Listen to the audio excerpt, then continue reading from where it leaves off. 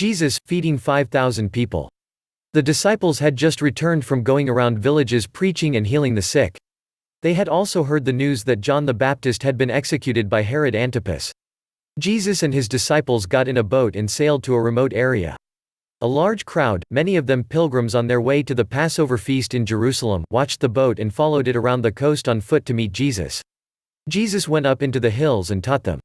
He spent time healing the sick.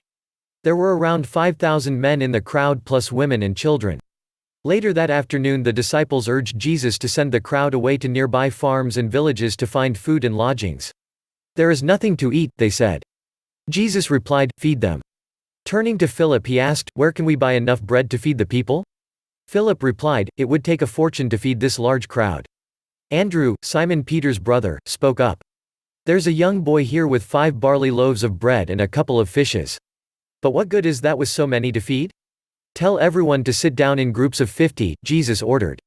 Jesus took the 5 loaves of bread, 2 fishes, and looked toward heaven to give thanks.